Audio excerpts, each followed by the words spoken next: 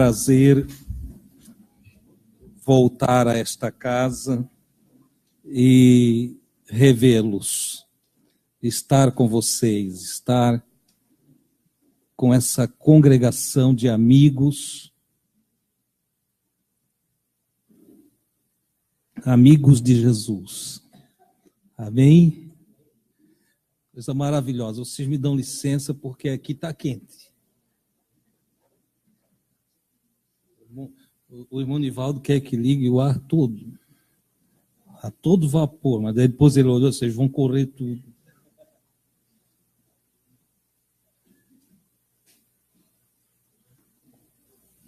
É que agora nós chegamos numa temperatura que agrada a alguns e não agrada a outros, né? Se quem senta mais para cá é mais calor. Quem fica aqui onde eu estou pega as lâmpadas aqui, esquenta bastante. Mas quem está mais ali esfria, né?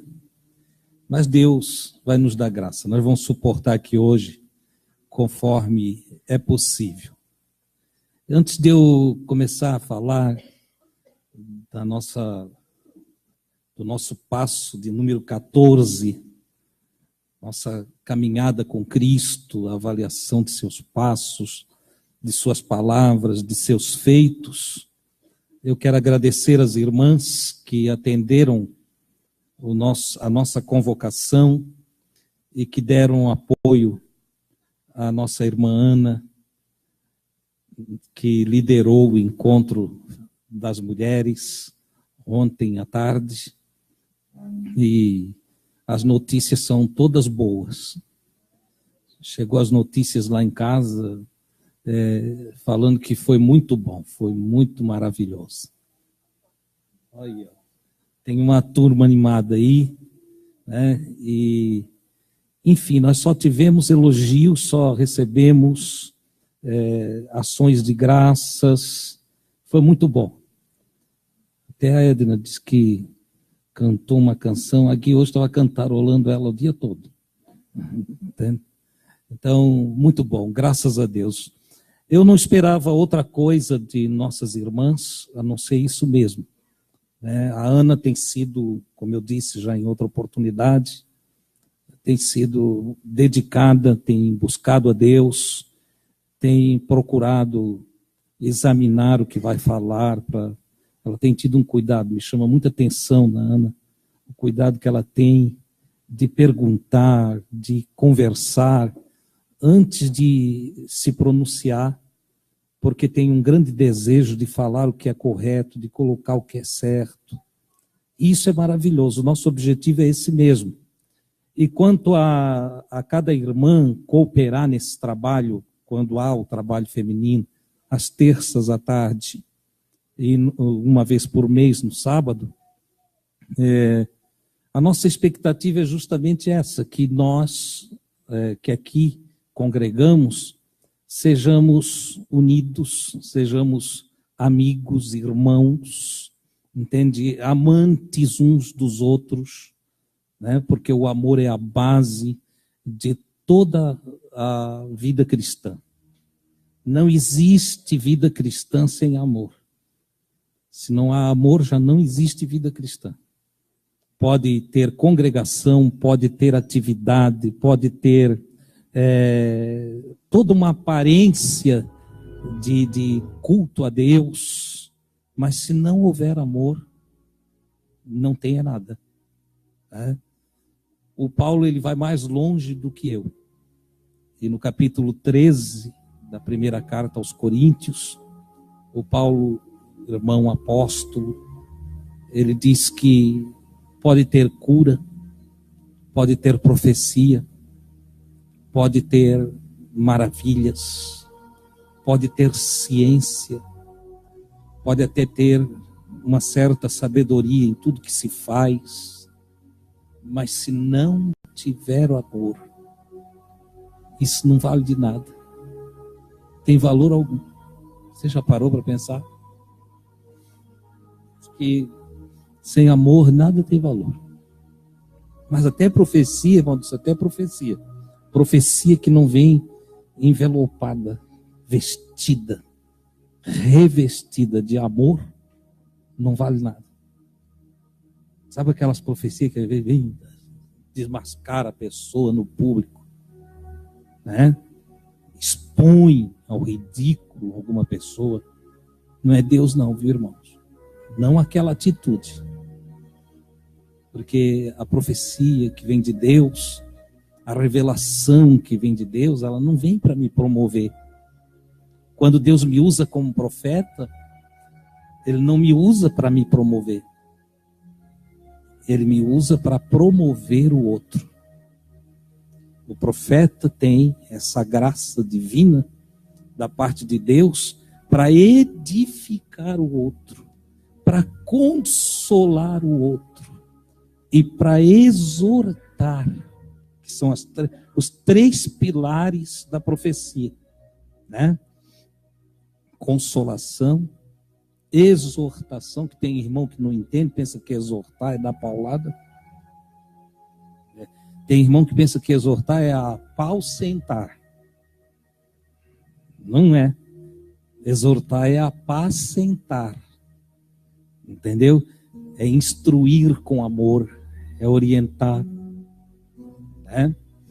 E então edificação, consolação e exortação. Mas tira o amor, isso não vale nada. Não tem valor nenhum. Né? Então sempre a profecia visa lá. Se Deus me revela algo para entregar para o irmão Silvio. Ora, Deus me revelou. Me disse que é para entregar para o irmão Silvio. Por que eu tenho que ir no meio da congregação chegar e entregar a mensagem? Se eu sei quem é a pessoa, tenho certeza que foi Deus que me revelou, eu vou lá, procuro a pessoa e converso com ela. Mas tem gente que quer dar show, né? Tem pessoas que querem dar show. Ah, não, Deus me revelou, eu vou hoje entregar lá na congregação a mensagem para o irmão Silvio. O Senhor mandou eu exortar o irmão Silvio. Isso é não ter amor. Isso é agir sem amor. O que a Escritura diz? Que o amor cobre, quem lembra?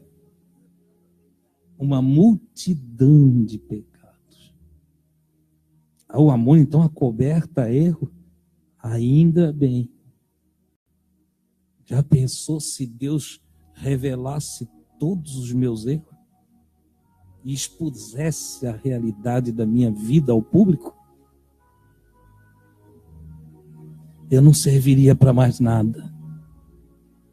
Mas o Senhor, em seu amor, Ele sabe e oculta. Não é que Ele pega o meu pecado e abafa para eu continuar pecando. Não. Ele oculta, Ele chama alguém e diz, vai lá, ajuda o Adilson. Diz para o Adilson arrumar aquelas atitudes dele lá. E ninguém mais fica sabendo. Aí se o profeta é um profeta cheio de amor de Deus, ele faz exatamente isso. Irmão Adilson, eu estava orando e o Senhor pediu para eu entregar uma mensagem para ti. Entrega aí, irmão, entrega. Não, o Senhor disse para tu arrumar assim a tua vida. Ó. A gente passa a amar aquele profeta, né? Porque quem está errado sabe que está errado. Então, são a vida em amor na congregação.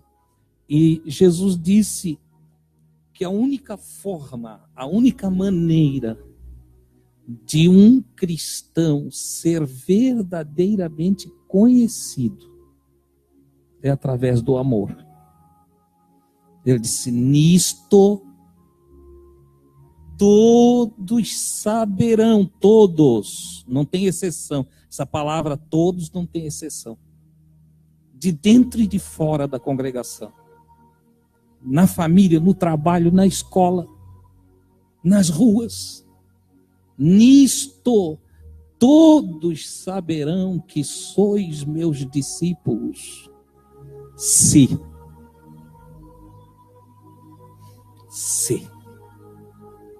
vos amardes uns aos outros. Olha que coisa extraordinária. Tem gente que faz o lado mais difícil, né, irmão? Tem gente que radicaliza a sua roupa, radicaliza o seu comportamento, radicaliza até a sua oração, a sua santidade, e não ama. E não ama. É como o fariseu no templo, que entrou sem amor, viu lá no fundo um publicano e começou a orar naquele teatro de vida espiritual. Disse: ah, Senhor, graças eu te dou, porque eu não sou como esse publicano. Não sou como esse publicano. Eu dou o dízimo, eu jejuo, eu me visto com vestes decentes. Ele faz uma oração bem do eu. O egocentrismo dominou ele. E Jesus olhou para os discípulos dele, os seus alunos, e disse assim: vocês estão vendo aquele sujeito ali? Aquele ali, dizimista,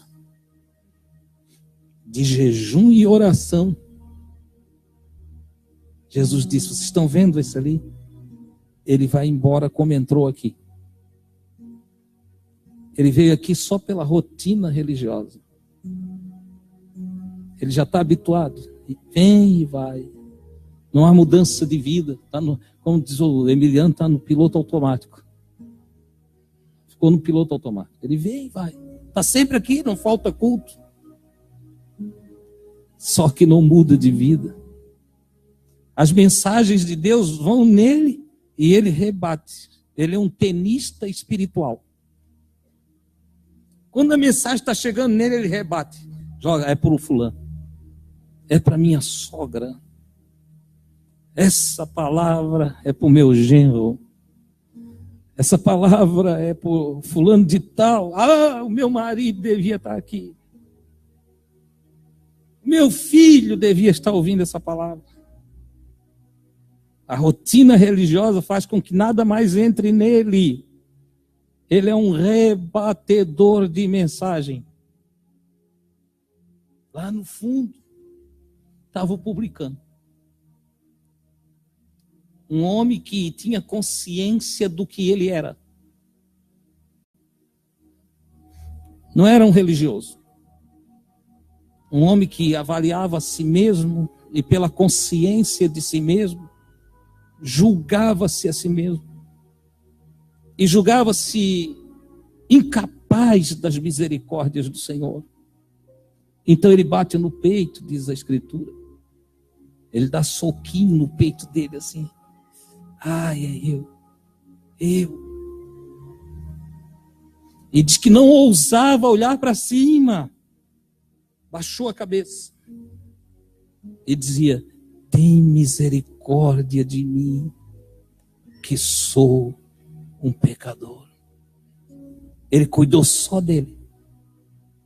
Ele não julgou os outros. Ele só julgou a si mesmo. E Jesus disse: vocês estão vendo aquele lá? Aquele vai embora perdoado. Que diferença as coisas, né? Aquele vai embora perdoado. Então amem.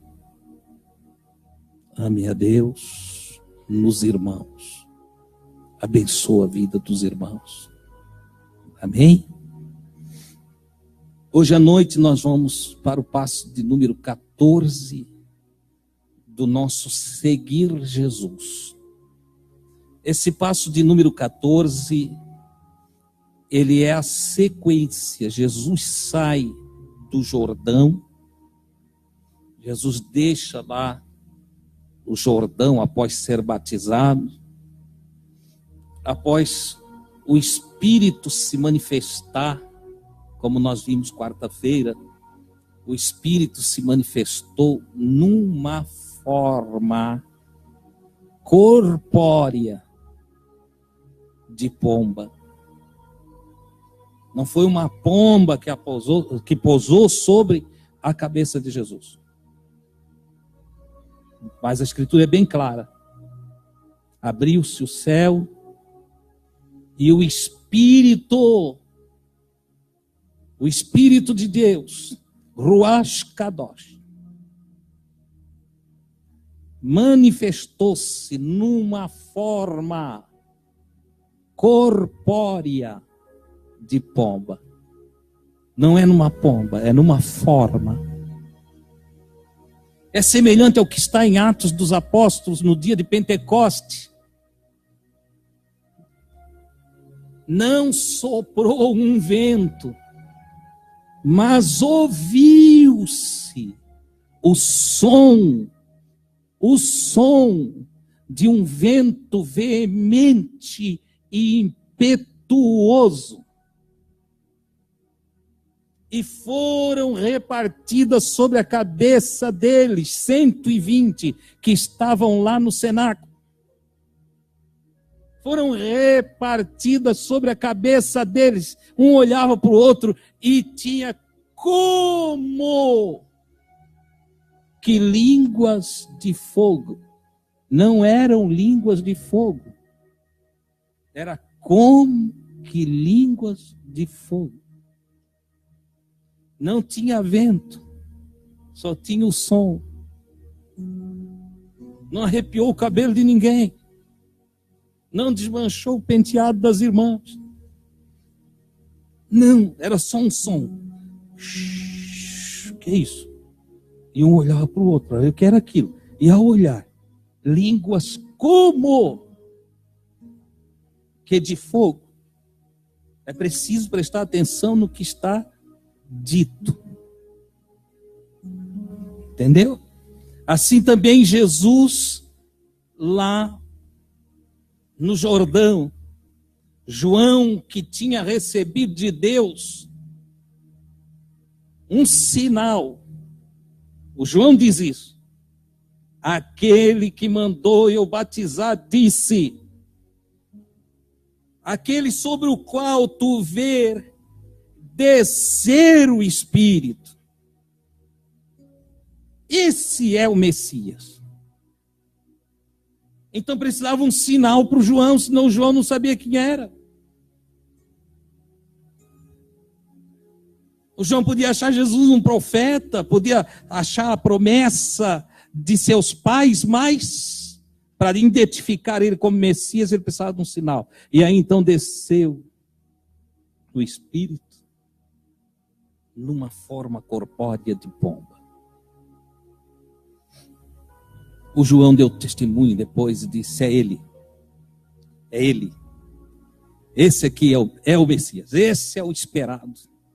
O desejado das nações. É ele. Porque o que mandou eu batizar disse que aquele que eu visse descer o Espírito, e o Espírito repousou sobre Jesus. Nós vimos quarta-feira que o Espírito desceu e ficou em Jesus. Ele desaparece em Jesus. Ele encarna em Jesus. Essa é a palavra. Olha que coisa extraordinária. Ele ficou nele. Uma manifestação gloriosa do Espírito. O Espírito Santo. Que se manifesta na forma que quer. Assim como Deus, que se manifesta na forma que quiser. Ora, esse Espírito que ficou em Jesus vai fazer um trabalho extraordinário na vida de Jesus a partir deste momento para diante. Porque esse Espírito agora, ele vai levar Jesus ao deserto. Os textos que nós vamos usar aqui em harmonia e numa fusão do Novo Testamento é Mateus 4, 1 a 11, Marcos 1, versículos 12 e 13, e Lucas, capítulo 4, versículos 1 a 13. Nós vamos ter uma fusão aqui, ó. Eu vou falar em um só texto dos 3 textos aqui colocados. A data disto é mais ou menos entre fevereiro lá de trás, a novembro do ano 25 depois de Cristo. Nós estamos trabalhando dentro dessa data. Tem uma margem aqui de meses.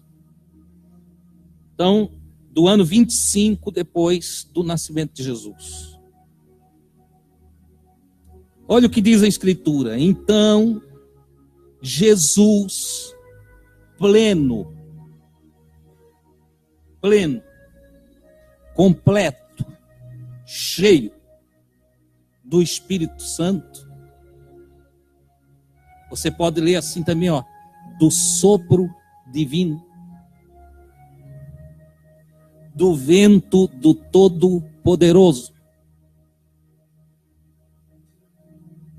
Jesus, cheio da vida do Eterno. É isso que quer dizer cheio do Espírito Santo. Voltou do Jordão. Ele sai, ele tinha vindo lá de Nazaré, veio até ali as margens do Jordão, onde o João Batista estava trabalhando, e ele agora sai dali. E ele sai diferente do que chegou, porque ele chegou de um jeito, mas está saindo de outro, porque veio dos céus sobre ele essa plenitude do Espírito. Até então ele não estava pleno. Agora há a plenitude da divindade habitando corporalmente em Jesus. Deste momento em diante, Jesus não vai cuidar mais dos afazeres da vida cotidiana dos humanos. Deste momento em diante, Jesus vai cuidar das coisas do eterno. Não vai mais cuidar da carpintaria do José, não vai fazer mais bacia, não vai fazer mais banquinho, nem mesinha, não vai mais fazer talhas, não vai mais fazer vasos.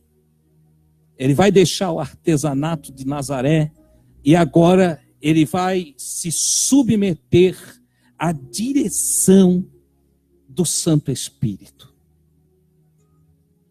Olha que coisa extraordinária. E então ele vai voltando do Jordão, mas o Espírito que estava repousando sobre ele não deixa ele voltar para Nazaré. O Espírito que está repousando sobre ele e que tinha plenificado ele do eterno, esse Espírito o conduz para o deserto com uma finalidade, para ele ser tentado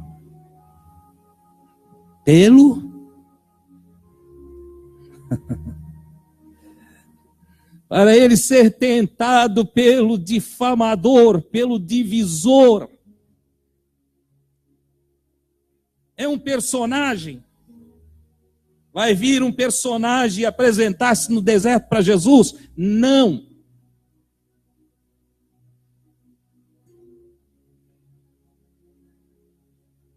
O difamador, o resistente, o dissensor, são sinônimos da palavra diabolos, do grego, que não está traduzido para o português corretamente. Aliás, não traduziram, transliteraram. Quando eu falo de transliteração, é eu não traduzir uma palavra, é eu pegar uma palavra no grego e escrever ela num modo português. Tentar inventar uma palavra. Você entende? Então, lá no grego, diabolos. Aí vem para cá, diabo.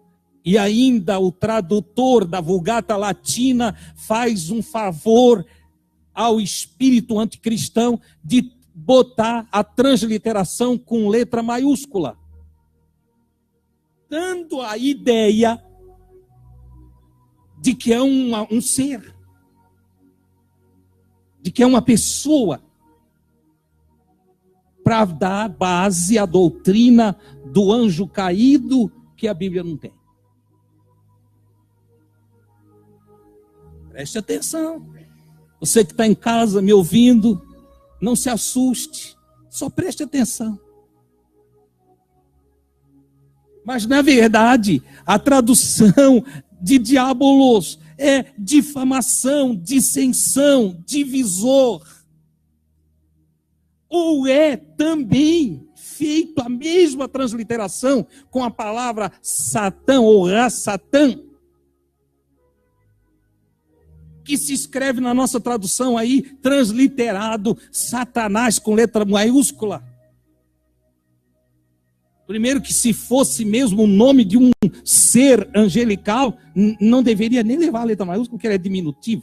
Esse sujeito, se fosse um sujeito, deveria ter sido escrito com letra minúscula bem pequenininha, como se escreve de um homem sem vergonha, de um homem sem caráter. Se escreve com H minúsculo. Mas não é não. Satã, dissensor, opositor, resistência, ou resistente. Jesus é levado ao deserto para ser tentado pelo seu ego, pelo seu eu humano. E pense só uma coisa, irmão, se eu e tu temos dificuldade de lidar com nós mesmos, com a nossa carne, que também a palavra traduz a guerra interior como a batalha entre espírito e carne, entre imatéria e matéria. Imagina só, se eu e tu batalhamos e guerreamos, como diz Paulo, o tempo todo, num combate de carne e espírito, o tempo todinho, certo? Imagina Jesus. Imagina Jesus, que em sua pré-existência conhece todo o poder da divindade e que agora está humildemente colocado em sua humanidade. Se eu e tu temos ímpetos diante das desgraças e misérias da vida humana, se nós ficamos indignados, e às vezes se tivermos uma pitadinha de poder, nós somos levados ao desejo de tomar uma atitude com relação às coisas que estão erradas nesse mundo. Imagina Jesus. Por isso o escritor aos Hebreus diz que ele em tudo foi tentado. Jesus foi tentado em todas as áreas da sua vida. O escritor aos Hebreus diz isso quando fala da sua condição de sumo sacerdote e intercessor a nosso favor. Diz, olha, nós temos um sacerdote que pode se compadecer de nós. Porque como nós, em tudo foi tentado, ele experimentou as guerras interiores, ele experimentou as transições de pensamentos em seu neurônio, ele sentiu os seus impulsos, os seus hormônios se avolumaram. Ele foi tentado. Em todas as coisas foi tentado. Então, quando diz que o Espírito leva ele ao deserto para ser tentado, e aí ele vai fazer o que fez Moisés, ele vai fazer o que fez Elias, pelo Espírito ele inicia um jejum de 40 dias. Ele vai para um retiro, deserto, solidão. Ele vai para um lugar onde ele possa desenvolver a meditação. E dentro do padrão de jejum e meditação, é óbvio que enfraquece a carne. E na fraqueza da carne vem 1000 pensamentos. E dentro desses pensamentos vem pensamentos bons e pensamentos ruins. E é aí que Jesus é tentado.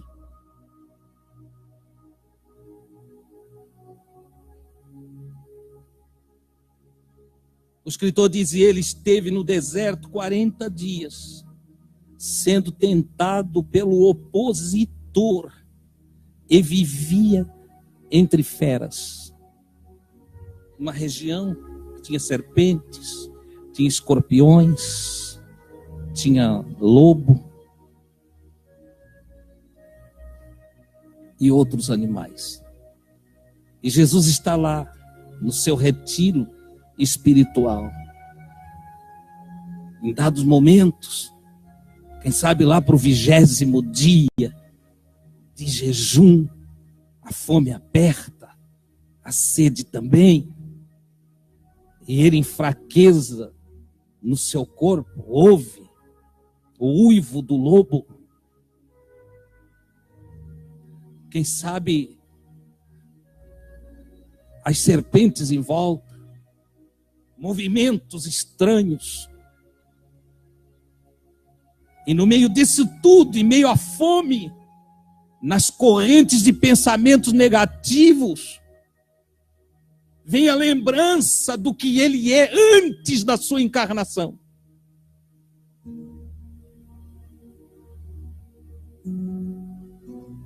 E no meio da miséria, da solidão e da fome,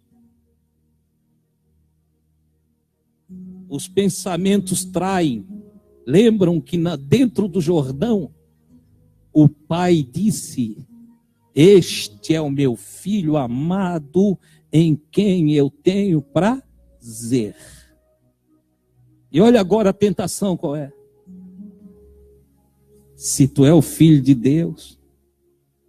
Ai, irmão, Deus, isso é o diabo que está falando. Sim, o diabo, oposição interna. Isso é o eu de Jesus dizendo para ele mesmo: se tu és filho, como foi falado no Jordão, então usa do teu poder aí e faz essas pedras se tornar em pão.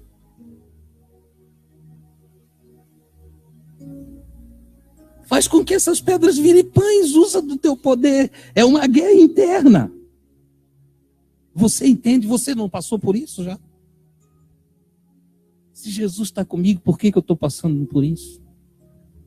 Se eu sou filho de Deus, por que eu estou enfrentando essa luta? Você nunca pensou assim? E você já parou para meditar? Quem está falando para quem? Ah, irmão, é o anjo desazado. Não tem anjo desazado.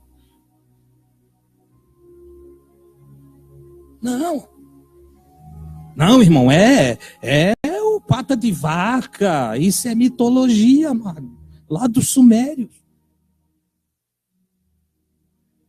dos egípcios e de outros povos tantos.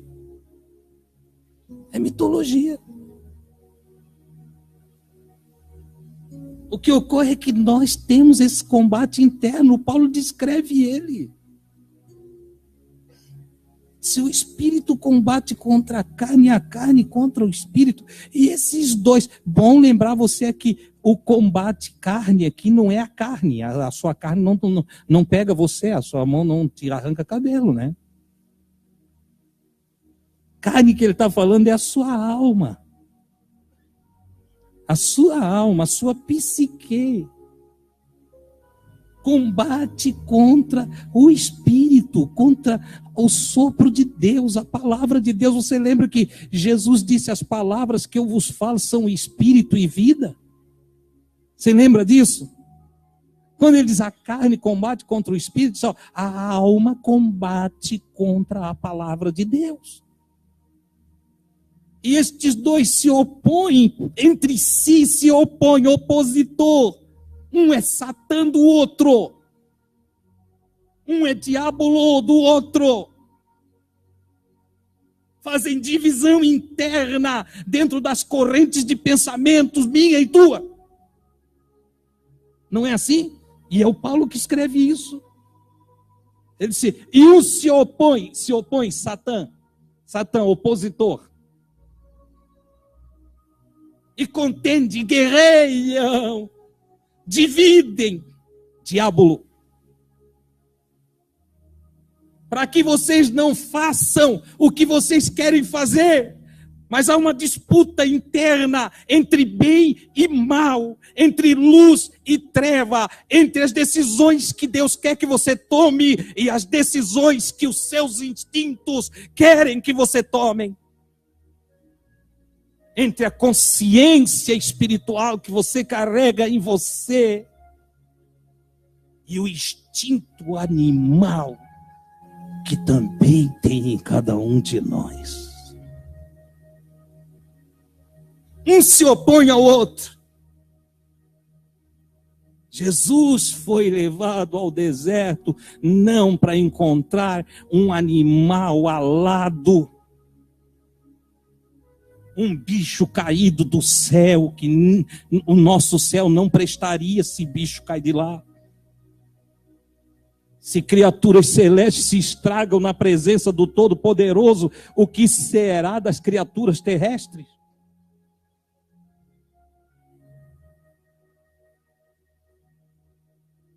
Se um querubim, morador da luz inacessível, pudesse se tornar uma treva, o que seria de mim, de você? Qual a esperança que Deus poderia dar para nós no futuro? Como garantiria o Senhor um futuro de eterno gozo, paz e justiça, se Ele não pudesse ter garantido um passado onde Ele estava no controle de todas as coisas, sempre esteve? Essa é uma teologia mentirosa, uma teologia de homem, a teologia dos dominadores deste mundo, a teologia dos que, exercendo principado, querem governar a vida dos outros que estão abaixo deles e que dominam a igreja pelo terror, pelo império do medo. Com suas pinturas, com suas filosofias e teologias, dominaram até aqui. Até aqui. Mas nós estamos aqui para desmistificar. E estamos aqui para desteologizar. E estamos aqui para desmaterializar e dessistematizar.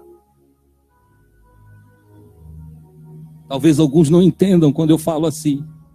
Mas a ideia aqui é te arrancar da matéria, te levar ao espírito, deixar as doutrinas de homens de lado, olhar o que diz a palavra do Senhor. Porque o que mais fizeram foi criar doutrina em cima da palavra. Igual os rabinos judeus, que de 10 mandamentos fizeram 613. 613. Que de 5 livros, que a princípio, a Torá, 5 livros, Gênesis, Êxodo, Levítico, Número, Deuteronômio, era a base deles. Depois, juntaram todos os outros, e por fim, hoje tem o Talmud, tem mais não sei o que lá, e é uma biblioteca inteira, cheia, e nem eles não se entendem. Isso sem falar que eles colocaram a Cabala como base doutrinária e orientadora para a maioria dos judeus. Meus queridos, Jesus simplifica a coisa. Então é só escutar o que ele diz. Por 40 dias e 40 noites esteve jejuando. Nada comeu nesses dias. Depois, passado esse tempo, teve fome. Você entende? Imagina, eu lá, você, pensa, sozinho, num lugar afastado, por isso deserto, e não comer nada, 1 dia, 2 dias, 3, 10, 15, 20, 30, 35, 40 dias. Imagina o quanto perdeu de líquido, o quanto perdeu de nutrientes no corpo. Imagina a fraqueza. A mente vagueava, ora vinha, ora ia. Nesse exato momento, ele é tentado por si mesmo, em oposição ao que deveria fazer com o poder que sabia ter. Ele sabia que tinha poder. Então a sua psique diz à sua consciência espiritual: se tu és o Filho de Deus, por que essa palavra? Porque Deus tinha falado para ele. E falou para o João Batista: este é o meu filho amado, em quem tenho prazer. Olha a oposição, ela surge aqui dentro. Será que é assim mesmo? Será que sou mesmo? Se tu és o Filho de Deus, manda a pedra se transformar em pão. Faz das pedras pães para ti.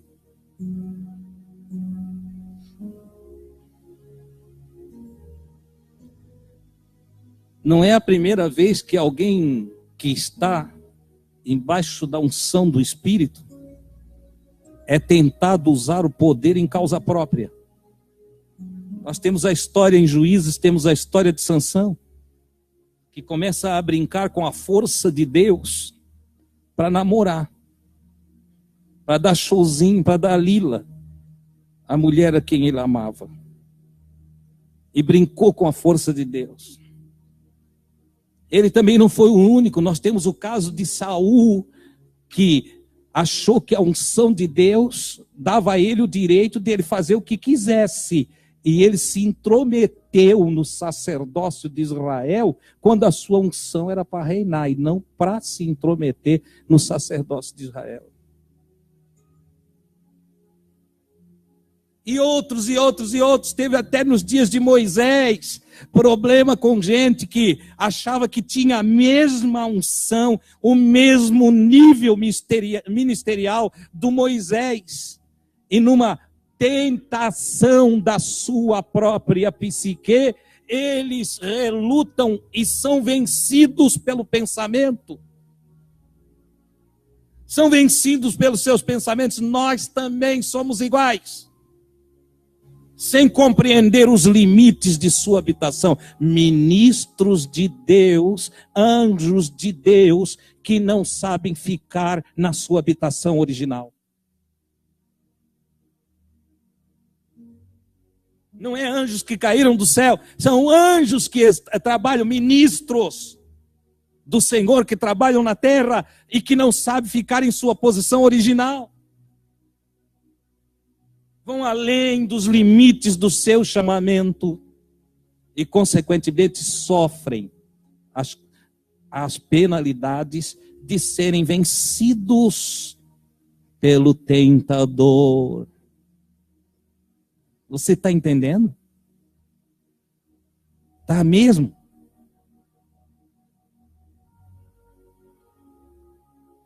Somos o Cristo de Deus ou o diabo de nós mesmos?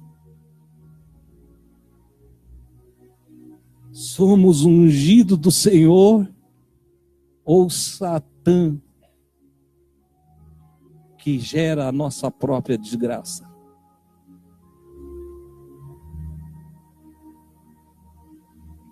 Na bifurcação da vida, no caminho estreito, no caminho largo, na luz e nas trevas do viver, na sabedoria ou na ignorância, no bem ou no mal, a escolha sempre se dá dentro de nós.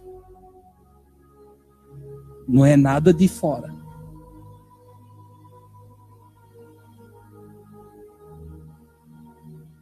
É sempre aqui. Sempre aqui. Jesus resistiu o opositor. Quando eu falo opositor aqui, pensa assim, o seu pensamento opositor. O pensamento que emanou na sua mente e que irrigou os seus pensamentos, contrário ao querer de Deus.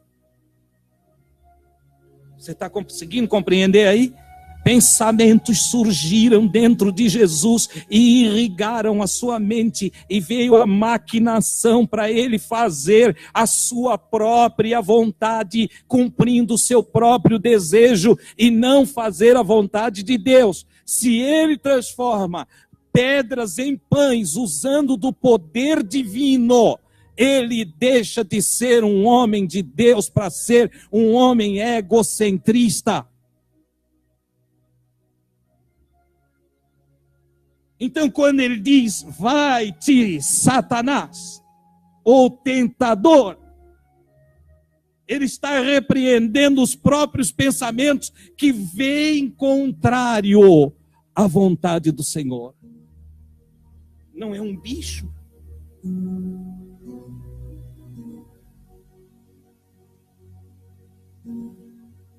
Ah, irmão Adilson, mas então, como é que se explica isso? Aproximando-se o tentador. Lucas diz, o difamador disse, se você é o filho de Deus, aproximando-se o pensamento. A guerra está aqui. Se você é o filho de Deus, mande que estas pedras se transformem em pães. E ele então recorre ao quê? Ele recorre ao quê? Às Escrituras. Ele recorre às Escrituras. Sabe como é que você acaba com a tentação dentro de você? Recorrendo às Escrituras. Sabe como é que se acaba com pensamentos ruins? Recorrendo às Escrituras. Filipenses capítulo 4. Quanto ao mais, irmãos meus, tudo que é verdadeiro, tudo que é de boa fama, tudo que é honesto, se há algum louvor, nisso pensai. Encham a vossa mente com o que é bom. Pense o bem. Pense positivo. Pense o que é certo. Pense o que é honesto. Pense o que promove o outro. Pense o que é louvável, o que é elogiável. Pense o bem e o mal não terá espaço na vossa vida. Que coisa maravilhosa, irmão. Tudo depende de nós, você entende? Tudo depende de nós. Jesus, eu já falei aqui, Jesus morreu por nós, mas não venceu por nós. Nós temos que vencer a nossa etapa da vida. Por isso ele diz, em várias oportunidades ele diz, ao que vencer. 7 vezes na carta enviada às igrejas da Ásia, no Apocalipse, ao que vencer. Ao que vencer. Ao que vencer. Porque ele não vai vir vencer por nós. Nós temos que vencer. Vencer o nosso ego. Vencer o nosso Satã. Vencer o nosso diabo. Nós temos que vencer a nós mesmos. E não existe outra guerra a ser travada Ah, irmão, mas o Paulo disse que nós não lutamos contra a carne nem contra o sangue, mas sim contra as hostes espirituais da maldade, os principados nas regiões celestes. Primeiro, o que é região celeste?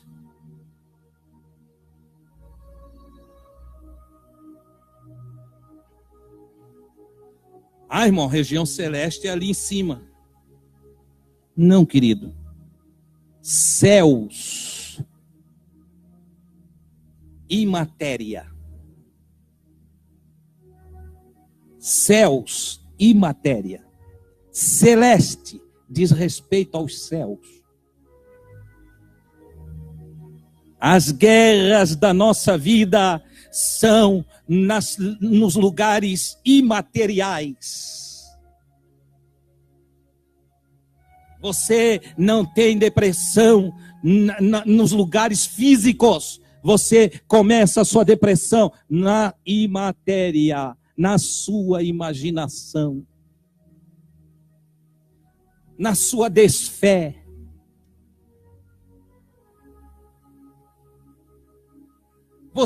Você não tem lutas. Você não tem lutas. É isso que o Paulo está dizendo. Caindo de soco com seu irmão.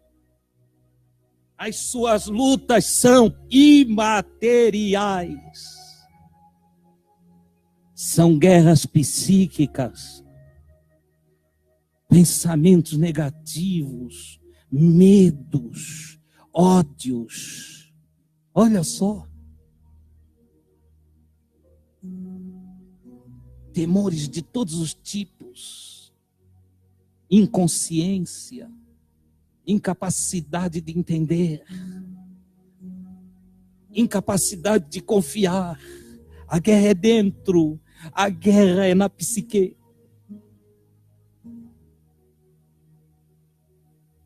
Irmão Dilci, como é que faz quando alguém avança na gente e quer degolar a gente porque a gente serve a Jesus? É só olhar os do passado, eles cantavam. Porque eles não tinham sido vencidos por seus opositores na carne.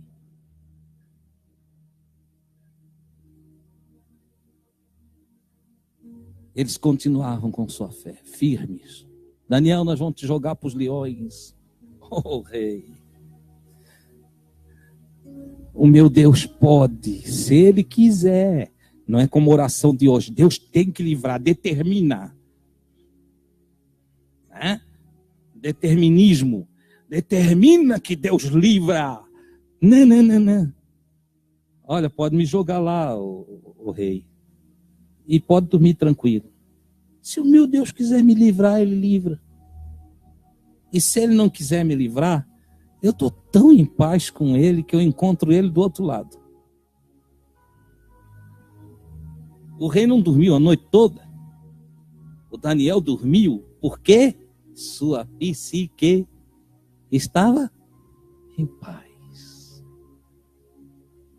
Sua alma tranquila. O rei guerreou a noite toda. Andava para lá e para cá. O que será de Daniel? Ele tinha dado uma palavra sem pensar, o rei. E ele não pôde livrar o Daniel porque tinha que cumprir a sua palavra. Mas ele não dormiu a noite toda, Daniel dormiu. O Daniel, quando viu que nenhum leão mordeu ele já se jogou na juba de um leão daquele. Se a cova era fria, ficou quentinho. Entendeu? Cobertorzinho daquele lá, vou te contar, né? Quentinho, calorzinho, dormiu a noite toda. Pela manhã, já cedinho, o rei chega lá. Daniel, dar-se-ia o caso que o teu Deus tenha se lembrado de ti, Daniel. Ele só, rei, vive para todo sempre. O meu Deus viu inocência em mim e mandou o seu mensageiro, que você tem aí como anjo. Mandou o seu mensageiro que fechou a boca dos leões. Os leões tiveram que jejuar essa noite. Porque Daniel estava na cova.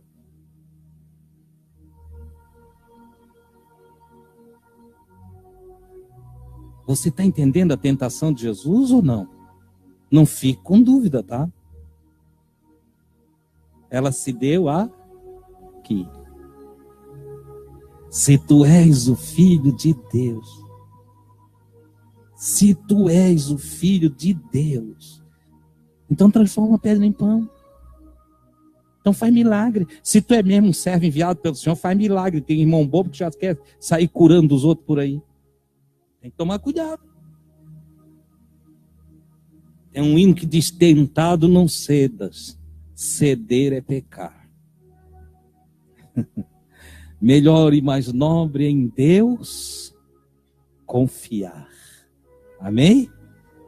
Ele não transformou pedra em pães, mas ele usou a palavra. Se você, ele disse: está escrito. Irmão, mas ele citou a escritura, citou para si mesmo. Quantas vezes nós precisamos dizer para nós mesmos o que está escrito?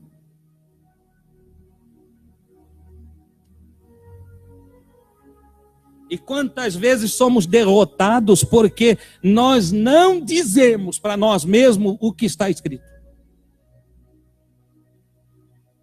Quantas vezes a gente fica falando e andando e falando de um lado para o outro e não se apega, se firma na rocha, a palavra de Deus.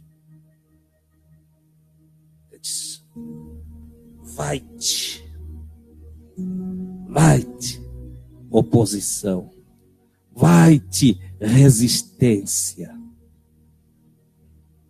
desaparece,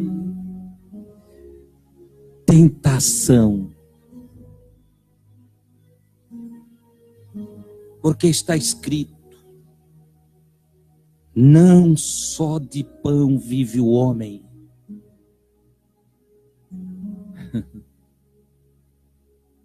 Não só de pão vive o homem, mas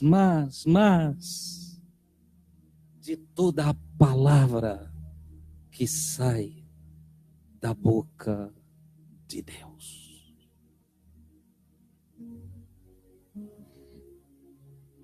Oh, aleluia! Glória a Deus! Quer viver de verdade? Ouça a palavra de Deus. Deuteronômio 28. Moisés já falou ao povo de Israel: disse: hoje eu proponho para vocês a vida e a morte. E junto com a proposta eu trago um conselho. Eu aconselho que vocês escolham a vida. E aí depois ele discorre sobre a vida. E ele diz que a vida é a palavra de Deus. Se hoje guardares os mandamentos que eu te ordeno, que o Senhor teu Deus passa para você através de mim,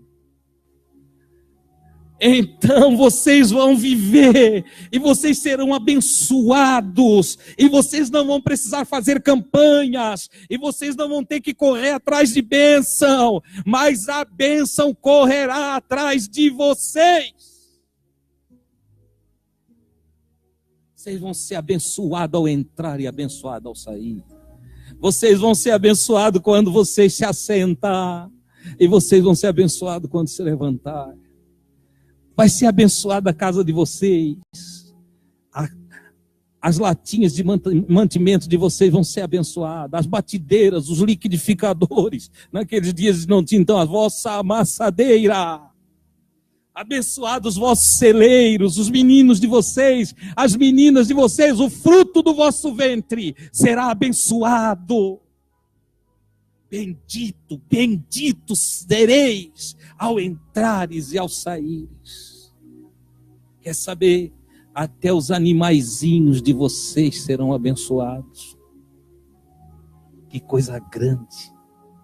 Se deres ouvido à voz do Senhor teu Deus.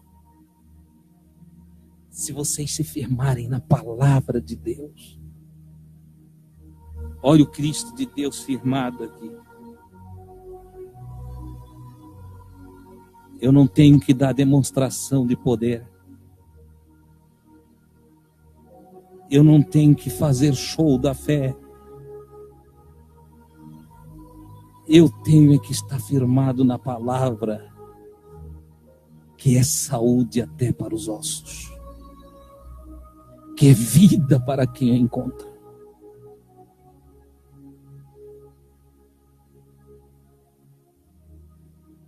Então o difamador, leia-se, diabolos, que é do hebraico, Satã, opositor. Sempre que eu falar isso, você faça a leitura aí. Tem que aprender a fazer essa leitura. Diabolos, substantivo masculino, grego. Satã, substantivo masculino, hebraico. O que é um substantivo? Não é um nome próprio. Substantivo é algo que fala da essência de alguma coisa. Um substantivo define a essência de algo. Então, quando ele diz que Satã, o opositor, o diabolos, o difamador, o dissensor, o resistente, ele está falando de um substantivo que define uma oposição que ocorre, uma contrariedade que existe. Ele não está falando de um personagem. Eu sei que para alguns é difícil, porque a teologia ensinou a vida toda de forma errada. Dos concílios determinados por Constantino, até os dias atuais dos neopentecostais. Ninguém parou para desteologizar a mentira. Do império das trevas, da idade medieval, das pinturas nas capelas, nos quadros, até os dias atuais, faltou ousadia a homens de Deus para trazer a palavra como a palavra é, e desmistificar, e tirar a mentira, e colocar a realidade como ela é.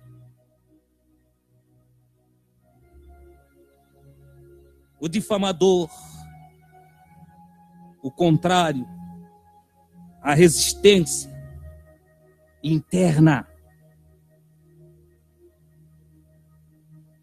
transporta Jesus para onde?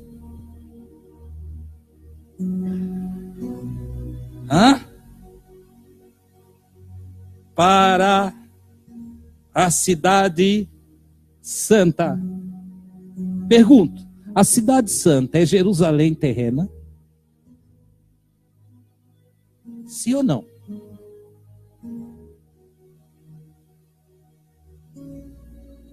A cidade santa é aquela ali onde Jesus carregou a cruz e onde ele foi crucificado.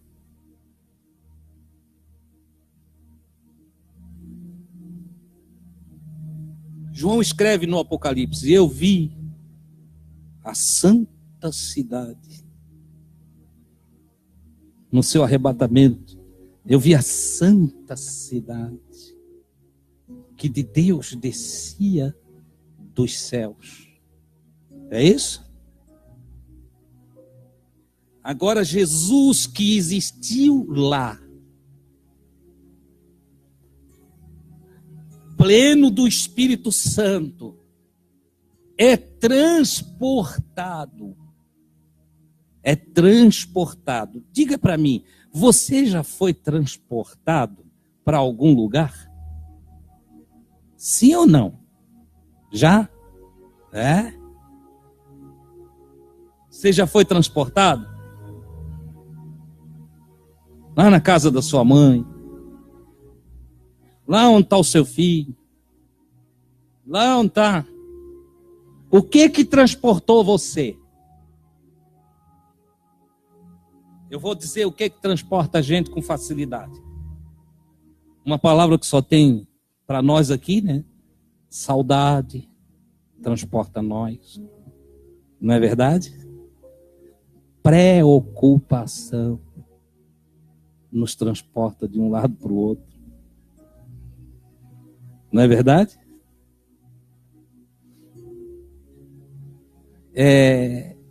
Tantas outras coisas aí dentro desse parâmetro daquilo que dentro da vida natural, da psique humana, nos transporta para vários lugares. Ciúmes transporta muita gente de um canto para o outro. Tem marido que não fica no trabalho. O ciúme transporta ele lá onde está a mulher dele. Tem aquele marido inseguro, que a mulher dá um espirro e pensa que é para olhar para o outro. Entendeu? Ele é inseguro, ele tem uma guerra interior. Nesse caso, o diabo dele é esse ciúme. Então, ele é transportado o dia todo para onde está a mulher. E às vezes é a mulher, né? A mulher atrasou, ele sempre chega às 7. Já é 7h15. Ela é transportada para mundos infernais. Ela não pensa que tem movimento, as ruas estão estreitas para o número de automóveis que tem em Itajaí. Ela não pensa assim, não. Ela pensa, onde é que ele se meteu? Se ele levar meia hora, ela já começa, tem outro. Olha o diabo aí. Isso é diabo. Você está entendendo? Ora, Jesus, na sua fraqueza de jejum, na disputa entre sua humanidade e sua divindade, sua natureza pré-existente, infinita, eterna, e sua natureza finita, sua vida de homem, faz com que ele seja transportado, não é para Jerusalém terrena, para a cidade santa. Para a cidade santa. E lá ele foi colocado no pináculo do templo. Quem é o templo da Nova Jerusalém?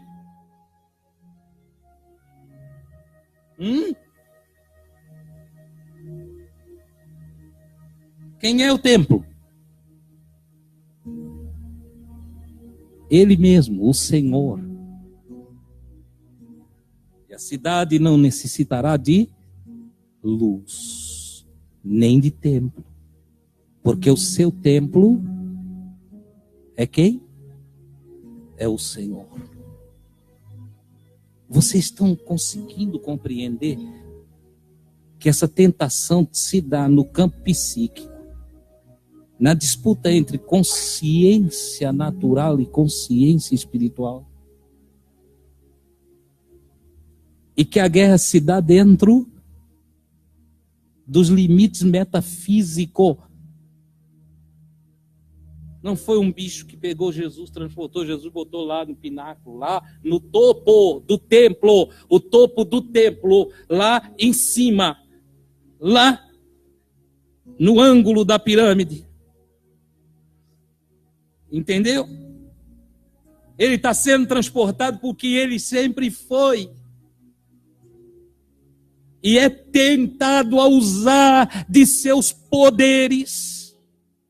O Ian gosta quando fala assim, ó, de seus poderes extraterrestres.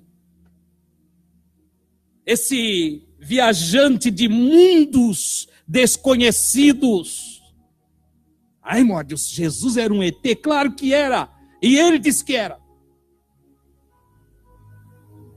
Ele disse: vocês tudo aí, ó, são aqui de baixo, mas eu sou lá de cima. Vocês são da matéria, eu sou da imatéria. Vós da terra, eu dos céus. Ele não era daqui, irmãos.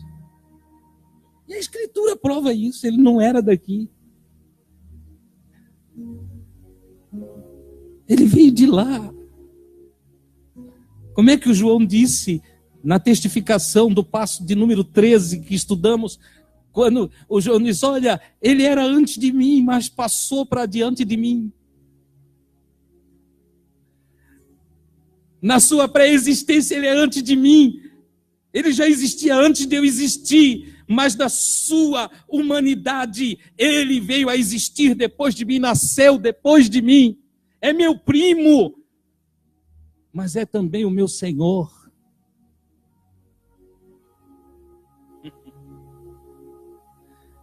É meu discípulo, mas antes foi o meu Criador. Você consegue entender?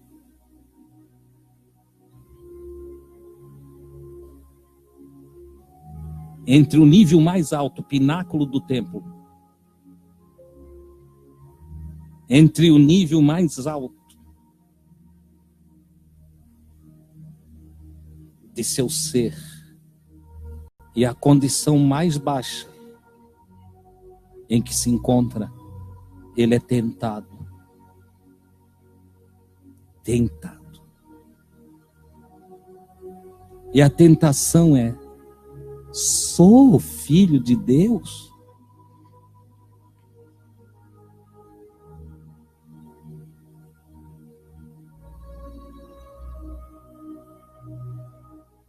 Se sou, se és,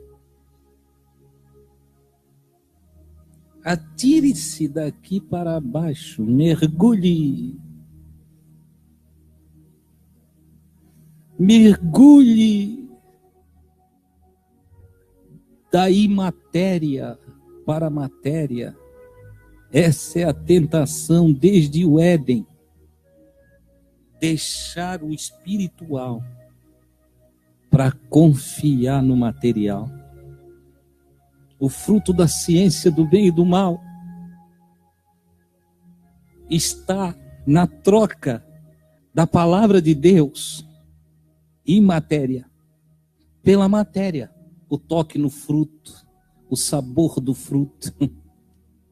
Quando troco imatéria por matéria, eu estou trocando ciência. Sendo que a ciência do bem, eles já tinham. Só faltava do mal. Eles tinham sem saber que tinham. Porque o que eles vão conhecer pós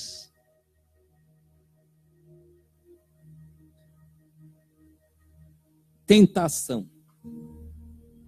O que eles vão conhecer? O mal. Eles conheceram alguma coisa ou outra que não fosse mal? Começa vendo que estão nu. E por que vê que estão nu? Porque agora vê mal. Agora começa a perceber dores. Por que percebe dores? Porque conheceu o mal.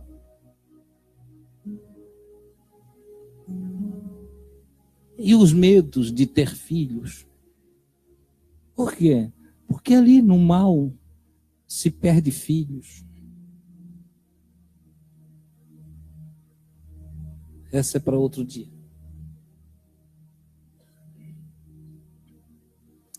Se você se jogar da imatéria para a matéria, da cidade santa celestial para as coisas da natureza física, ele dará ordem a seus ministros para que te segurem, para que te protejam, para que te guardem. A astúcia do privilegismo. Eu sou filho de Deus, então eu posso fazer tudo que anjo me guarda. Eu posso ir de bicicleta no mercado e não botar cadeado, porque o anjo guarda a minha bicicleta. Posso deixar minha casa toda aberta, Não precisa nem de alarme no meu carro, porque eu sou crente e o anjo guarda o meu carro. Vai nessa. O que tem de crente que já perdeu o carro? O que tem de casa de crente que já pegou fogo? Não tem privilegismo não, irmãos, aqui, embaixo do sol. Escuta o que o irmão Adilson está dizendo para vocês. Embaixo do sol, a vida é igual para todos. A vida é diferente aqui. Embaixo do sol é igualzinho. Ela vai ser diferente a partir daqui. Da sua reflexão, do seu conhecimento, da sabedoria aplicada. Ela é diferente no discernimento, no enriquecimento do Espírito, na busca da palavra de Deus, na luz da verdade, nos dons do Espírito Santo do Senhor. Vai ser diferente aqui.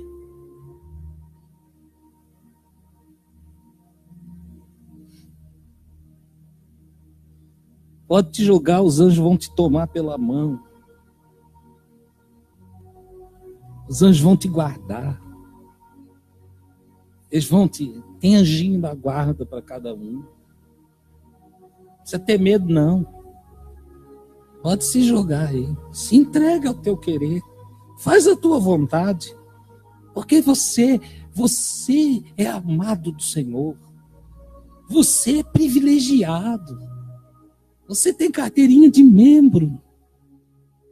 Você é tudo que Deus queria que você fosse. Não vai dar nada errado. Não vai dar nada. Quando eu estou falando assim, eu estou lembrando do profeta Jeremias e do profeta Micaías, que sofreram por profetizar a verdade no meio de profetas que profetizavam mentira. Profetas que profetizavam a teologia da prosperidade desde aquele tempo. Que incentivavam reis a ir para a guerra, dizendo em nome do Senhor coisa que o Senhor nunca falou. Falando de alianças que o Senhor nunca firmou elas. De promessas tiradas do contexto que Deus fez para colocar gente pensando que é privilegiado, porque é isso, é aquilo, é aquele outro. Nos dias de Jesus, os judeus estavam tão cheios dessa coisa nojenta, dessas mentiras, que se fiavam de ser filhos de Abraão, mesmo sendo adúlteros, mentirosos, odiosos, mesmo sem viver a vontade do Senhor, mesmo sem amar o próximo, se fiavam dos seus rituais religiosos e pensavam, porque eram frequentadores do pátio do templo e ofereciam os seus sacrifícios e traziam os seus dízimos, se fiavam que então eram filhos de Abraão dentro do ritual judaico, e Deus então os protegia. Jesus desmascarou eles. Jesus pegou um farol de verdade e lançou na cara deles aquele farol de verdade. Disse: não presumais de vós mesmo, dizendo somos filhos de Abraão. Não. E João Batista também trouxe essa mensagem. É que vocês presumem que vocês são filhos de Abraão? Quer dizer para vocês o seguinte: vocês têm por pai o diabo. Ai, irmão, então o diabo existe. Claro que existe. Em algum momento eu disse que não existia. Ele existe dentro das pessoas. Das presunções, do egoísmo, das disputas internas, das suas rivalidades, das contendas, das dissensões internas. Tudo isso é maligno. Tudo isso é diabo. E Jesus então disse: olha, vocês estão endiabrados. E vocês julgam, presumem que vocês são filhos de Abraão. Se vocês fossem filhos de Abraão, vocês fariam o que o Abraão fez. Vocês executariam as obras de Abraão. E quais eram as obras de Abraão? Eram rituais? Não. Quais eram as obras de Abraão? Eram presunções? Não. Era orgulho? Não. As obras de Abraão eram obras de fé, de confiança em Deus.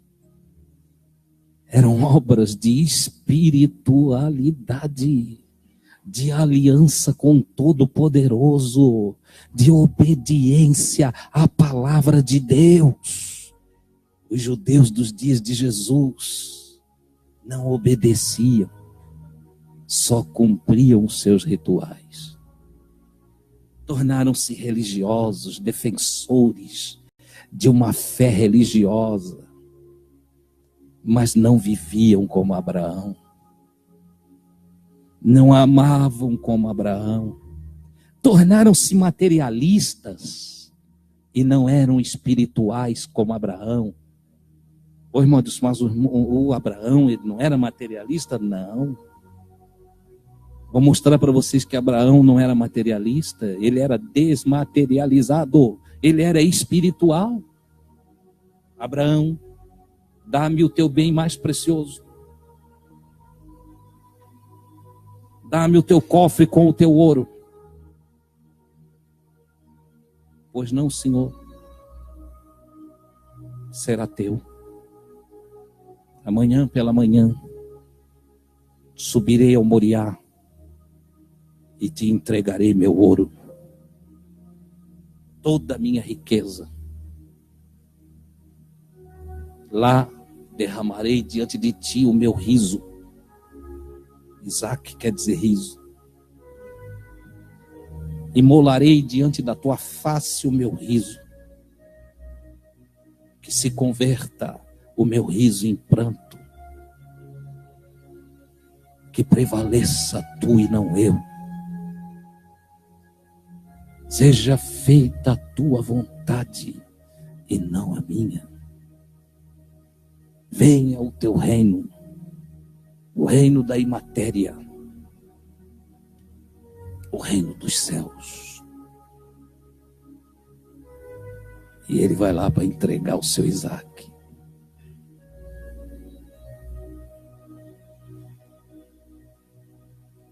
O escritor aos Hebreus diz que, pela fé, Abraão ofereceu Isaac.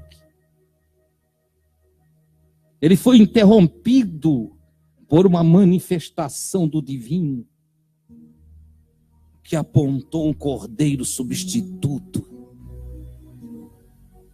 que dentro da tipologia bíblica apontava para o Cristo que ia tomar o nosso lugar. Mas qual era a fé de Abraão? O que acontecia no coração de Abraão?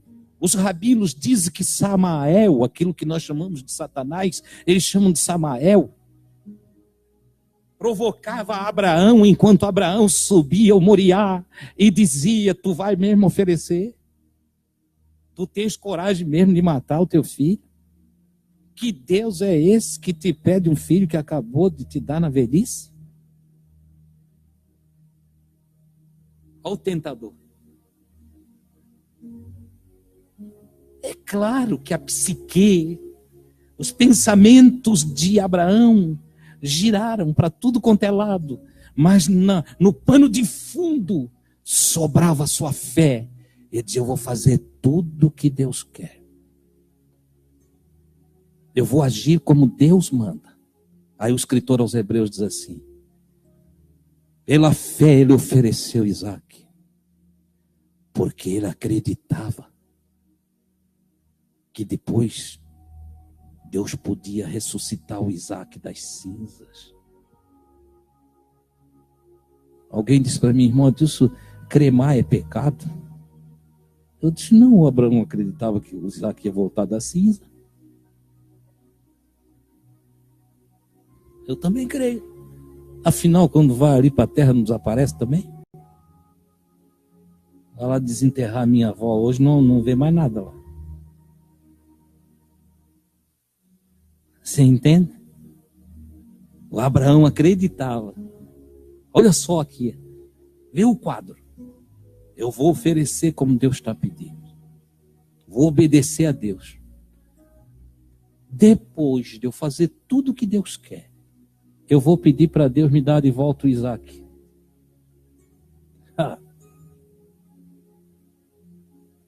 Eu faço tudo o que Deus quer, depois Deus faz tudo o que eu quero. O que Jesus disse? Se vós estiverdes em mim, inserido em mim, se vocês estiverem no mesmo espírito que eu, se vocês fizerem parte da minha vida,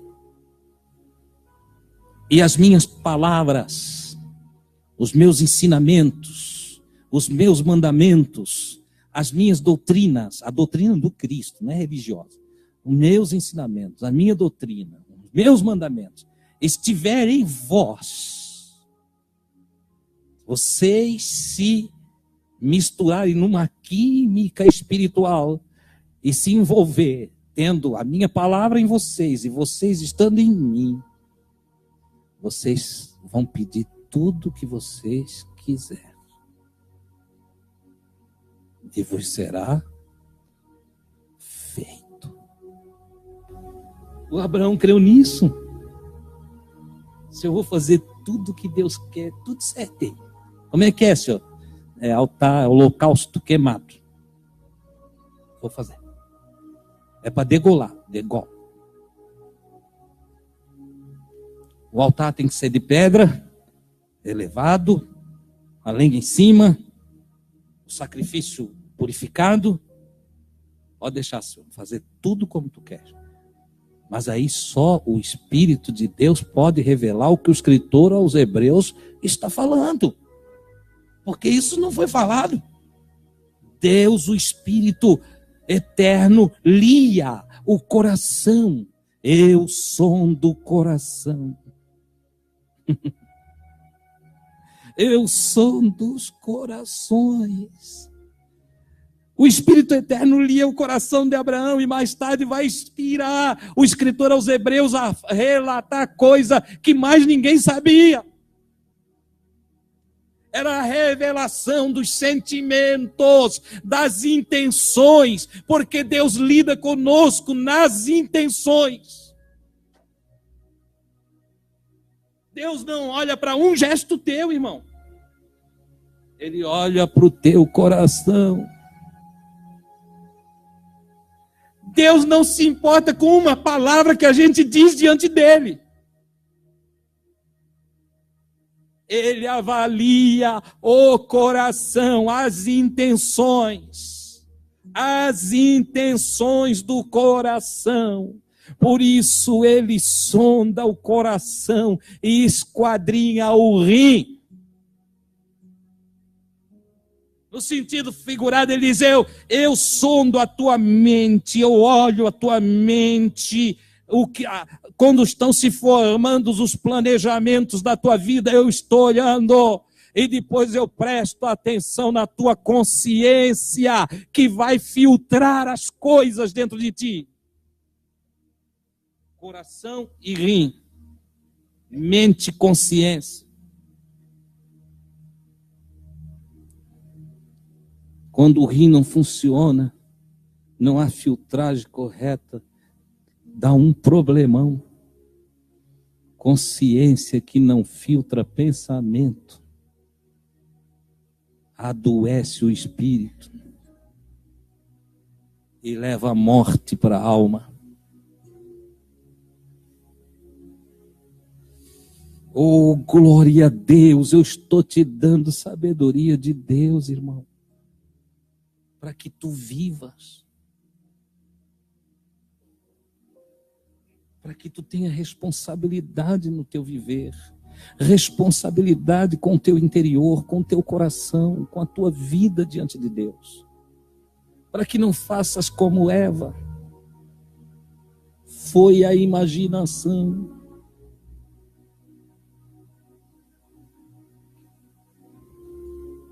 Quem te enganou, Eva, foi a imaginação. A serpente. Foram os meus pensamentos. A serpente. Vaguearam, serpentearam pelos meus neurônios.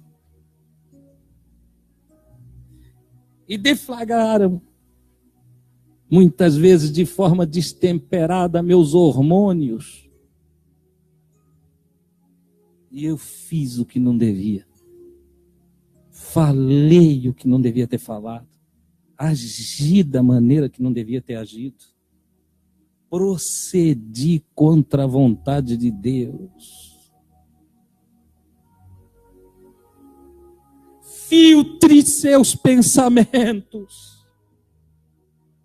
Volto a falar de Filipenses capítulo 4. Pense o que é bom, pense o que é honesto, pense o que é verdadeiro, pense o que é louvável. Para que haja saúde espiritual em cada um de nós.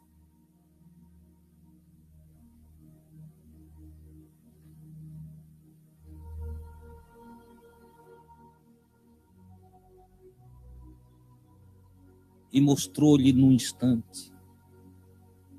E mostrou-lhe num instante.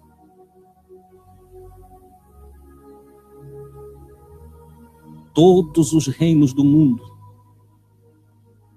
com seu esplendor.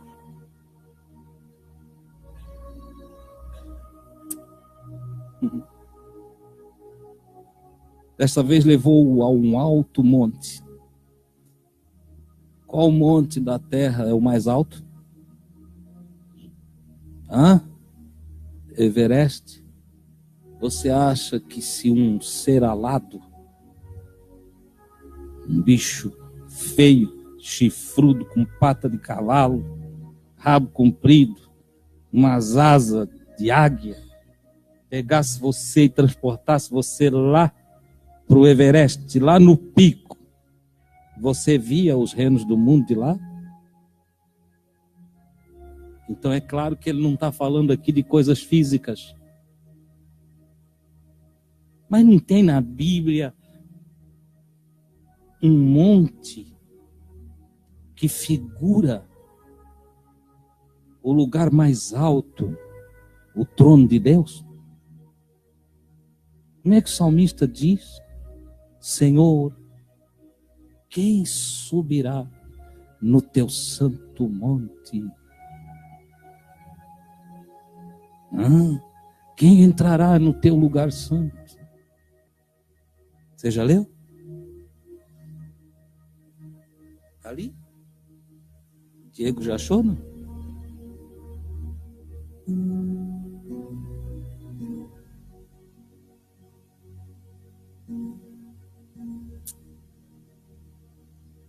Quem subirá ao monte do Senhor? Que monte é esse?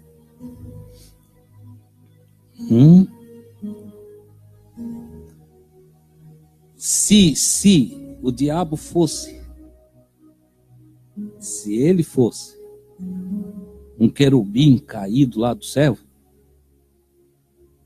se ele fosse, você acha que ele subiria aí?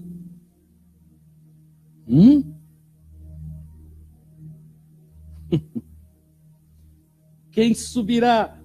Ou quem estará no seu lugar santo? Olha lá. Versículo seguinte diz: aquele que é limpo de mãos. Se o querubim fosse caído e estava todo imundo, como a gente sempre aprendeu, ele podia subir lá. Então como é que ele ia transportar Jesus para esse lugar? Porque só daí, dá para ver todos os reinos do mundo e a sua glória.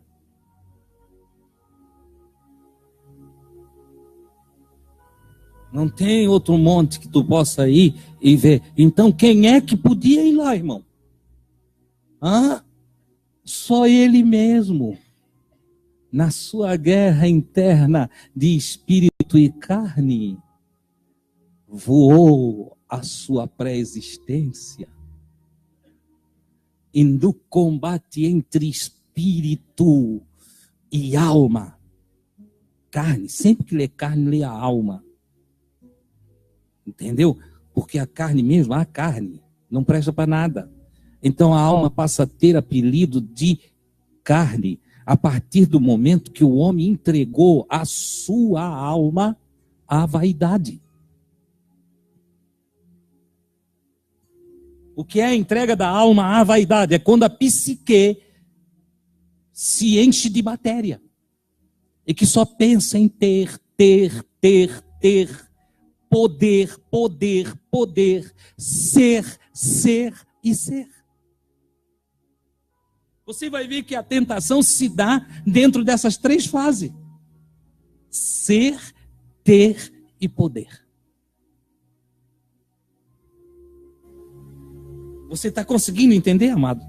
Sim. Alguém não está entendendo?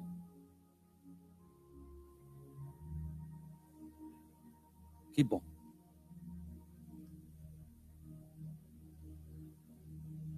Ele é tentado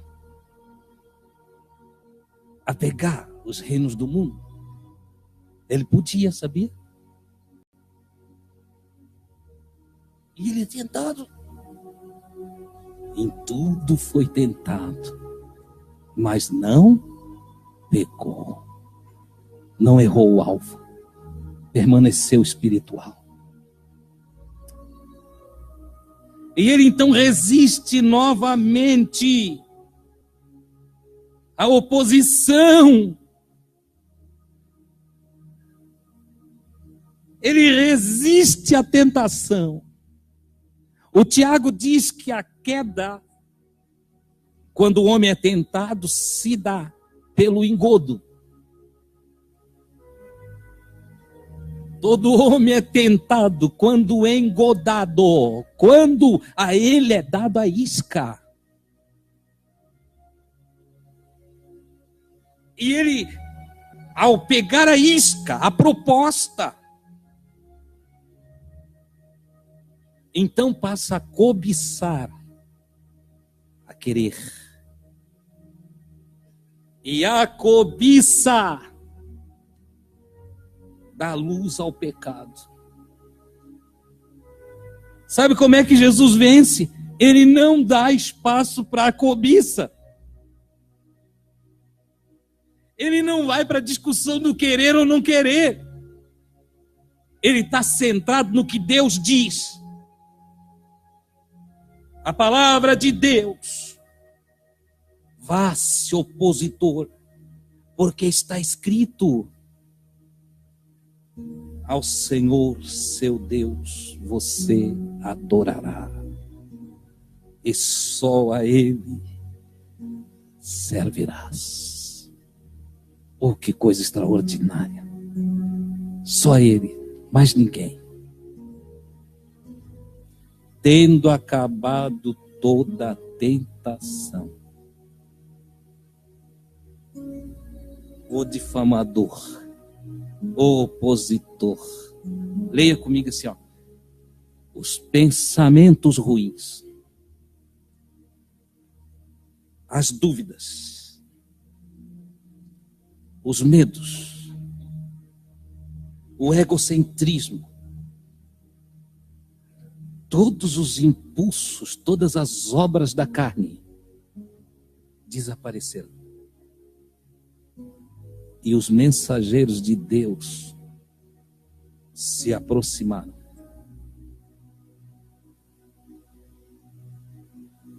Pode ter ocorrido 2 coisas aqui.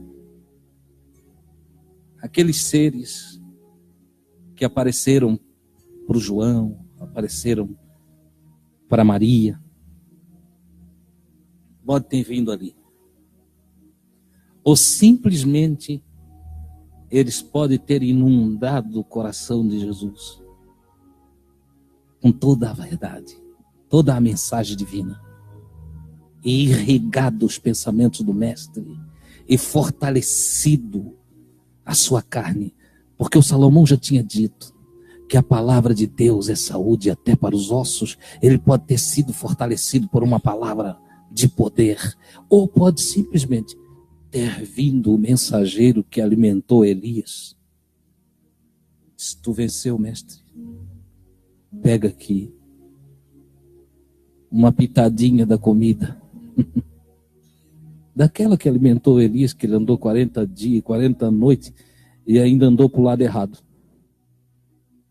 Porque nem sempre a comida que Deus nos dá nos leva para o lugar certo, porque nós fazemos a escolha. Elias foi alimentado com um pratinho de comida lá, que depois ele pôde andar 40 dias e 40 noites sem comer e sem beber. Olha a energia que ele teve. O Senhor energizou ele com uma força, um poder tremendo. Só que ao invés dele ir para o lado certo, ele foi para o lado errado. Cuidado, irmão. Tentado não cedas, ceder é pecar. Você aprendeu nessa noite como conduzir a sua vida e não apresentar desculpas diante de Deus. Você está aprendendo que você ganhou o domínio da sua própria vida. Você é o piloto da sua alma. Você vai escolher o que semear. E tudo quanto você semear, você vai colher. Oh, aleluia! Semeie a bondade, semeie abraços, semeie beijos, semeie amor, semeie misericórdia, semeie justiça, semeie a paz, semeie a glória, semeie tudo que é de bom. Pensa em tudo que é bom e usa isso como um saco de semente para você sair semeando. Semeie sorrisos, semeie gentileza, semeie todos os dias tudo que é bom, tudo que é bom. Oh, aleluia! Glória a Deus, você colherá. Aleluia, voltará para você todo o bem que você fizer. Oh, glória a Deus. Abre as portas, solte, liberte, não estenda o dedo. Abrace, abane, cumprimente, faça a sua parte. Torne o mundo dentro de você melhor e deixe fluir do seu mundo cheio do Espírito Santo a graça, a verdade, a bondade para o mundo do lado de fora. Oh, glória a Deus! Você é responsável. Brilhe a sua luz diante dos homens, para que vejam as vossas boas obras e glorifique ao vosso Pai que está nos céus. Oh, que coisa linda! Que coisa maravilhosa, amados! Não tem nada de coisa ruim atrapalhando você. Você é liberto do Senhor, é liberta do Senhor. Você é alguém que Deus chamou para representar o Cristo aqui na terra. É sua função, é minha, é nossa função. Andar como Jesus andou, amar como Jesus amou, ajudar como Jesus ajudou, compreender como Jesus compreendeu, sentir o que Jesus sentiu. Oh, glória a Deus, esse é o nosso chamado. Aposse-se de toda a palavra de Deus que tenho te dado nessa noite e leve para a sua vida. Transforme-a em prática. Seja tua carta escrita, onde o mundo possa ler a história de Jesus. Oh, nas páginas da tua vida possa ser lido a história do mestre dos mestres, que as pessoas olhem para ti e digam: meu Deus, quanta coisa boa tem aqui. Sê tu o novo Éden. Flua o rio da água da vida e se distribua este rio em todo o teu ser, em 4 braços de vida e abundância, de riquezas maravilhosas, porque você tem Jesus. Aleluia! Deus te escolheu para essa grande obra, a obra de deixar Jesus brilhar através de você. Oh, que coisa maravilhosa, que coisa gloriosa, que haja em teu jardim alma, ciência de bem e de mal, mas que haja também vida e vida com abundância, e que haja maturidade em ti, para discernires não somente o mal, para não enxergar somente o mal desta vida, mas também o bem, porque este é o padrão de todos aqueles cujos sentidos estão exercitados na maturidade espiritual. Oh, que coisa maravilhosa! Deixa a luz de Deus refletir através de você. Deixa o Senhor brilhar em você. O mundo, irmãos, o mundo está à procura da luz. Mas, infelizmente, em muitos a luz não brilha. O mundo está esperando semeadores do Evangelho da Paz. Mas, infelizmente, as pessoas se encheram de sementes religiosas, discutem dogmas, discutem doutrinas, discutem placas. Essa semana, um menino, perto de mim ele é menino, ele é um pai de 2 filhas, mas é um menino, obreiro de uma igreja aí. Foi lá em casa e ele queria ajuda. Ele não está mais dando conta de pagar o aluguel. A igreja para a qual ele trabalha não ajuda ele. Eu olhei para ele, abracei ele e disse: nós vamos te ajudar. Nós vamos te ajudar. E eu me enchi de fé. Vou construir uma casa para ele. Vou. Já fiz a planta. Desenhei. R$100 para começar, eu tenho. E ele olhou para mim e disse assim: e tu não te importa de eu ser de outra igreja? Eu disse: tu é meu irmão, rapaz. Eu não enxergo placa em lugar nenhum. Não vejo placa. Vocês vê placa, vocês?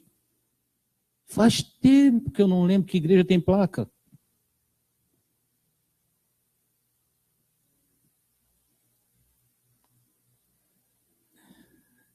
Você está entendendo? Uma turma de amigos de Jesus lá, fazendo sapata, carregando cimento. amigo de Jesus cantando na bitoneira, carregando carrinho cheio de massa. Quem está comigo? Quem está comigo?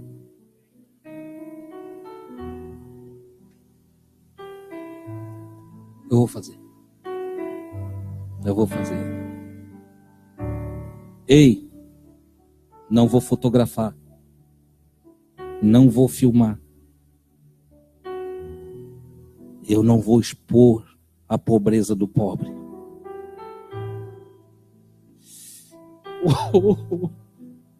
Mas eu vou glorificar o nome do Senhor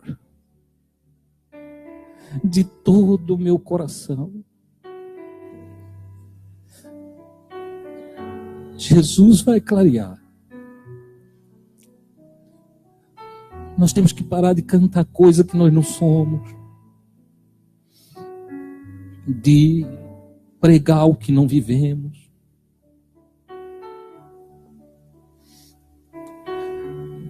Nós precisamos vencer no nosso deserto. Nós precisamos vencer as tentações do ser, ter e poder. Nós precisamos vencer os diabos que resistem fazer o que é certo. Precisamos eliminar, anular os satãs, a oposição que combate contra o Espírito em nós, para que não façamos o que Deus quer que façamos. Precisamos não olhar só para o que é propriamente nosso, mas também para o que é dos outros.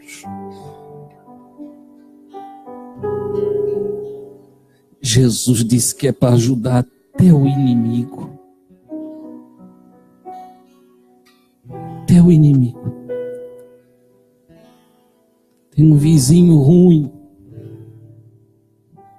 mas está com fome, dá de comer. Tem um colega de trabalho que importuna, enjoado, mas precisa garantir o emprego dele. Não seja você a impedir que ele continue lá.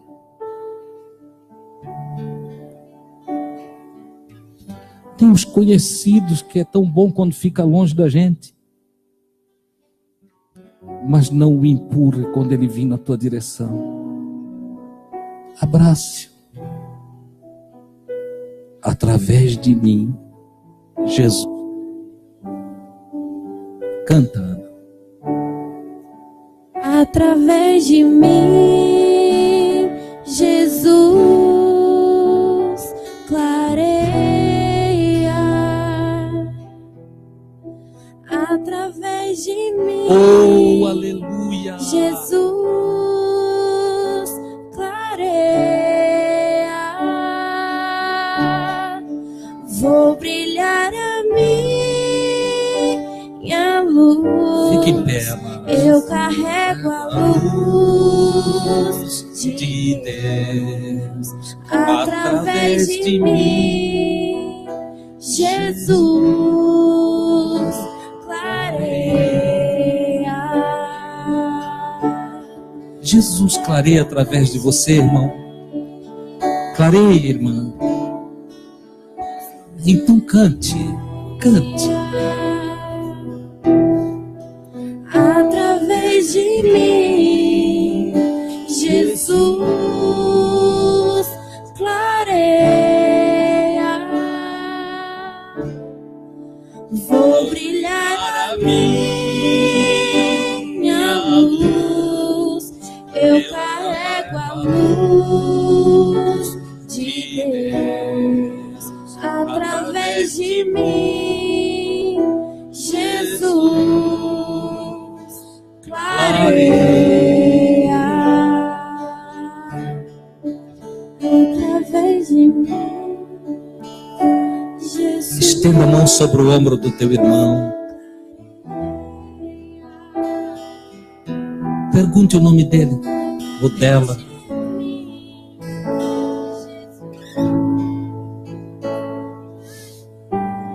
Oh, glória a Deus.